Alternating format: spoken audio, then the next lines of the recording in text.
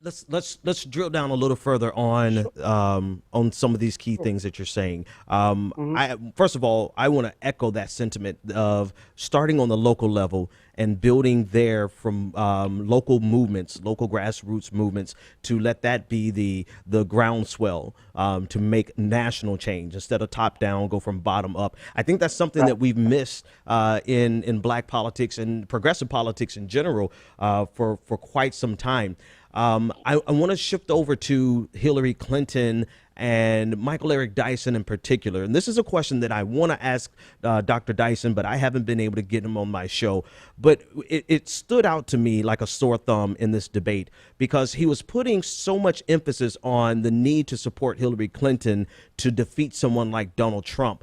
But it dawned on me that he has been supporting Hillary Clinton since before the primaries even started, before we even knew that Donald Trump was going to be the behemoth that he was, this demon, as he called him, that Michael Eric Dyson referred to him as. So if he already started off, and you may not be able to answer it, but maybe you can just give some insight into the thinking of someone of a black intellectual who would support Hillary Clinton. If he already started off supporting Hillary Clinton and had already made the justifications for that support for Hillary Clinton, would it change? Would his decision and where he's or his argument change now? Because his argument now is, I agree with you, Professor Glaude, on the problems with Hillary Clinton, but we can't pay attention to the problems with Hillary Clinton right now because of Donald Trump. What would his argument have been if it was Marco Rubio or Jeb Bush, someone who is pretty much innocuous or more part and parcel with Hillary Clinton? What are your thoughts on that, if you could speak to that at all? Well, I don't want to speak for Michael, but what I can say is that I think the initial part of the conversation, we saw a more positive argument for for Clinton's candidacy, Mm-hmm. and that argument took the shape of what she has done, that for and in and around issues of race, how she's grown in terms of the way in which she's talking about race, Right. and what she perhaps may be capable of, unlike President Obama, for whatever reasons that he has chosen to be kind of middle of the road with regards to these issues. So he kind of laid that out. And then he made the shift. And if you remember the transition in the discussion, the transition came by way of an analogy, right? He says you have to play according to the defense, Yes. what the defense Basketball. gives you, Right. right? What the defense gives you. And what he's saying in that moment is that what we have are the choices in front of us.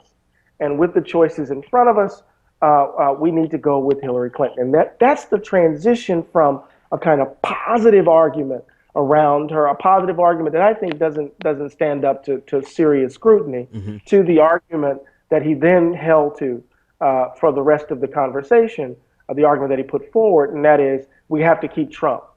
Keeping Trump out of the White House is the priority, and by virtue of that, the default position is Hillary Clinton. And if you recall, I kept saying to him that the strategic approach to voting that I was putting forward, and that's a shift in my view. Remember, in Yeah. Democracy in Fact, I called for a complete blankout, Yeah. right? Because I was thinking it was going to be a choice between Hillary Clinton and Jeb Bush. And to Right. me, there's no difference that makes a difference between those two. So I've moved a Right. bit given Trump's presence. And so I was saying to Mike, obviously we're in a similar place, but I'm not out here stumping for Clinton, Right. Right.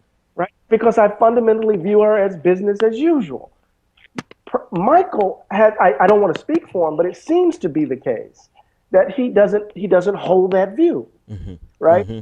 And I think an argument has to be made, uh, uh, you know, that an argument has to be made that Hillary Clinton is somehow some champion of progressive politics. I don't find that convincing at all. Yeah. If that makes sense, I No, don't find that convincing at all. it makes complete and absolute sense, which drives me to the next question or the next problem that we face in black politics specifically, progressive politics more recently, and American politics in general. It's our inability to critique those that we support. And I find far too often that leaders, our intellectual leaders, find themselves what we call caping or defending even President Obama, right? Despite the fact that President Obama has a shaky at best relationship with the black community, we find a lot of leaders incapable of bringing a principled critique against those that we support. And I think this is an extension, the conversation that you had with Dr. Dyson is an extension of that problem, that if we are supporting someone, that means that we cannot critique that someone. And that gives that politician, in my opinion, it gives them a blank check to do whatever the heck they want to do when they get into office. Speak to that a little bit. And then how do you bring critique to someone that you admire and someone that you support? We're not talking about Hillary Clinton in this case. We're not talking about Barack Obama in this case. But let's say your preferred candidate. Are you able to maintain the balance? And if so, how do you maintain the balance of critique as well as support? Well, I think that I'm going to answer the last question first. I think what you have to keep in mind are the values that animate your political choices, right? So if what animates your political choices is a concern for justice and a love for the most vulnerable, then that's the standard. And the moment you see a candidate that you're supporting in some ways run up against those commitments, then that candidate has to be critiqued, right? If you see a candidate embracing policies in the name of the expediency of politics or compromise that jeopardize the standing of the most vulnerable in this, in your view, then you have to bring critique to bear.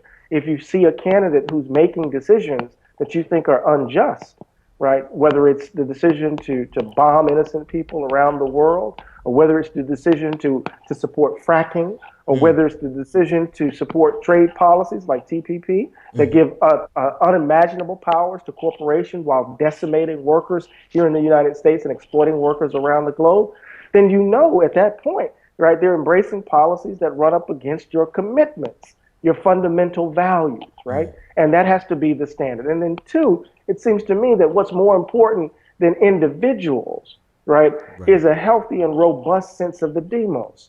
Right, that is, you have to be committed to democracy, right? And to be committed to democracy is to be committed to a broad and vibrant deliberative space where everyday ordinary people can engage in the exchange of reasons, holding one another accountable as we do the work together, right, to secure the goods that we all cherish, right, so that we can live the lives that we aspire to live and to secure the future for our children. That's the goal. And so if you weren't running around here being a fan, right, as opposed to being committed to democracy, then you're going to be a fan, right?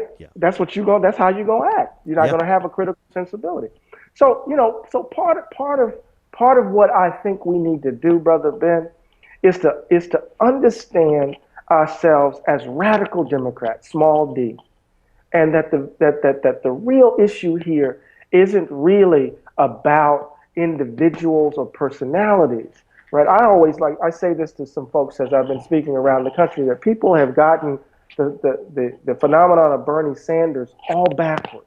They think that Bernie Sanders, right, is the cause of all of this grassroots energy, when in fact all of this grassroots energy is the reason for Bernie Sanders. Right. It is when we are mobilized, when we're organizing, when we're doing the work, we produce better choices.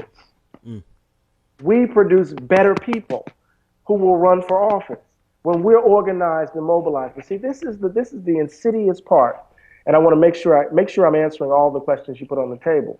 But the insidious dimension of neoliberalism, the economic philosophy, is to eviscerate the working class. Yeah, is to make it such that working people are working so hard to keep their nose above water that they don't have time to stand in solidarity with others. So we're just busy trying to make ends meet, right? So we have to challenge, right, an economic philosophy, a political reality, right, that renders us as these separate folk, and imagine a politics that's much more rooted in the lives of everyday ordinary people, together securing a future for themselves and for their children. Now, did I answer the other parts of the question? Yeah, no, you actually hit them all, and unfortunately you triggered one. I was going to let you go, But you triggered That's all one. right. Is it all right, kid? Sure. This one might last Sure. about a 5 minute. One question that might That's last okay. a little while. Because you alluded to the problem of neoliberalism